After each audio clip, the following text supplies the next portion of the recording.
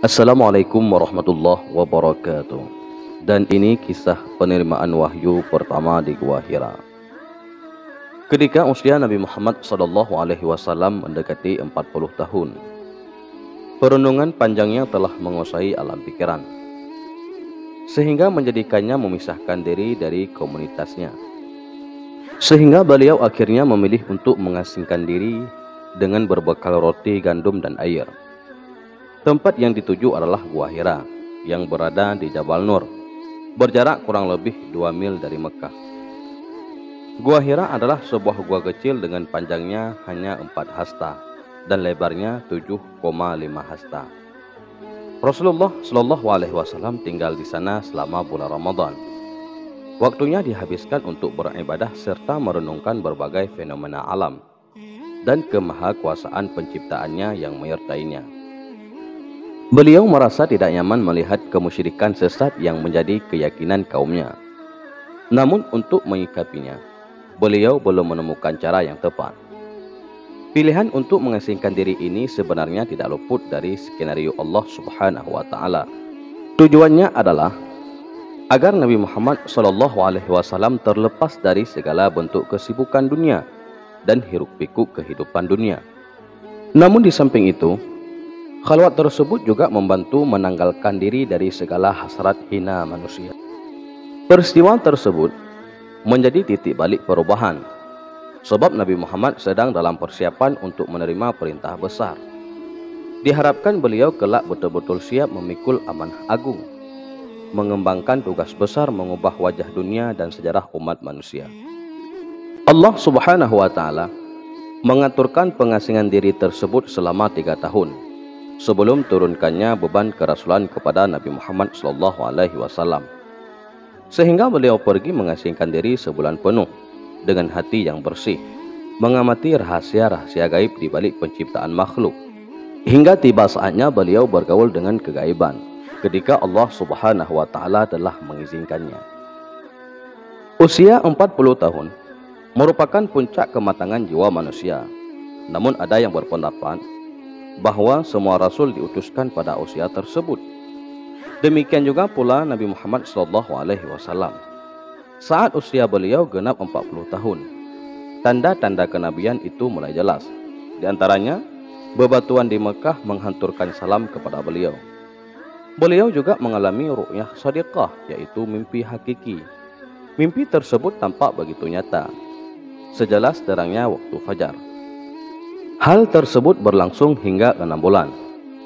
Sementara masa kenabian beliau adalah 23 tahun. Maka mimpi tersebut menjadi salah satu dari 46 tanda nubuah. Ketika bulan Ramadan tiba, pada tahun ketiga masa pengasingan Nabi Muhammad di Gua Hira, Allah melimpahkan rahmatnya ke seluruh penduduk bumi. Allah memuliakannya dengan mengangkatnya sebagai Nabi, sehingga malaikat Jibril diturunkannya dengan membawa beberapa ayat Al-Quran. Sayyidah Aisyah radhiyallahu anha menuturkan, turunnya wahyu kepada Rasulullah diawali dengan mimpi hakiki dalam tidur. Beliau bermimpi dengan mimpi yang sangat jelas, sejelas terangnya waktu fajar. Kemudian beliau mulai suka mengasingkan diri. Beliau biasa mengasingkan diri di Gua Hira. Beliau beribadah di dalamnya beberapa malam, lalu pulang ke keluarganya karena harus berbekal untuk tinggal di sana. Kemudian beliau pulang kepada Khadijah, lalu membawa bekal untuk keperluan yang sama, hingga turunlah wahyu itu saat beliau sedang berada di Gua Hira. Malaikat Jibril datang dan berkata, "Iqra, bacalah." Beliau menjawab, "Aku tidak bisa membaca." Rasulullah Shallallahu Alaihi Wasallam mengisahkan, malaikat Jibril memegangku dan mendekapku sampai aku merasa begitu payah. Lalu dia melepaskanku. Ia berkata lagi, "Iqra, bacalah." Aku menjawab, "Aku tidak bisa membaca." Kemudian malaikat Jibril memegangku dan mendekapku untuk kedua kalinya, hingga aku merasa begitu payah. Kemudian melepaskan aku. Ia berkata kembali, "Iqra, bacalah." Aku menjawab, "Aku tidak bisa membaca." Kemudian malaikat Jibril memegangku dan mendekapku untuk ketiga kalinya, hingga aku merasa begitu payah. Kemudian dia melepaskan aku. Kini ia membaca, "Bacalah dengan menyebut nama Rabbmu yang menciptakan, Dan Dia telah menciptakan manusia dengan segumpal darah. Bacalah, dan Tuhanmu yang paling pemurah, yang mengajarkan manusia dengan perantaraan kalam. Dia mengajarkan kepada manusia apa yang tidak diketahuinya. Quran Surat Al-Alaq ayat 1 hingga 5. Kemudian Nabi Muhammad SAW pulang membawa wahyu itu dengan ketakutan. Beliau menjadi Khadijah binti Khuwailid dan berkata, selimutilah aku, selimutilah aku. Sehingga Siti Khadijah menyelimutinya sampai reda rasa takutnya. Lalu Nabi Muhammad bertanya, tidak mengerti apa yang telah terjadi padaku. Beliau menceritakan semuanya kepada istri tercinta.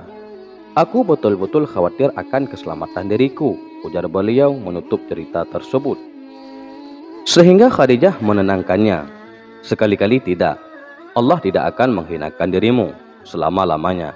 Engkau adalah orang yang suka menyambung silaturahim, memikul berat beban orang yang susah, memberi piutang kepada orang yang papa, memuliakan tamu dan membela kebenaran. Khadijah radhiyallahu anha mengajak Nabi Muhammad menemui Waraqah bin Naufal bin Asad bin Abdul Uzza. Sepupu Khadijah ini adalah penganut Nasrani yang taat pada masa jahiliyahnya. Dia mampu menuliskan kitab dalam bahasa Ibrani, bahkan menuliskan Injil dalam bahasa Ibrani dengan bagus. Orangnya sangat tua, lagi buta. Khadijah bertanya kepadanya, wahai sepupuku, dengarkanlah cerita anak saudaramu ini. Waraqah pun bertanya, anak saudaraku, apa yang kau lihat? Maka berceritalah Nabi Muhammad tentang apa saja yang telah beliau lihat. Waraqah kemudian mengomentari, ini adalah namus yang pernah turun kepada Nabi Musa alaihissalam. Andai saja aku masih muda saat itu, andai saja aku masih hidup ketika engkau diusir oleh kaummu. Spontan Nabi Muhammad bertanya, apakah kaumku akan mengusirku? Waraqah menjawab, ya. Tidaklah seorang membawa seperti yang kau bawa, kecuali pasti akan dimusuhi. Andai aku masih hidup saat engkau diutus, aku akan menolongmu dengan sungguh-sungguh. Namun sesampai Waraqah meninggal, tidak ada wahyu yang turun. Dan itulah kisah tentang turun wahyu yang pertama di Gua Hira. Semoga bermanfaat bagi kita semua. Amin, amin ya rabbal alamin. Assalamualaikum warahmatullahi wabarakatuh.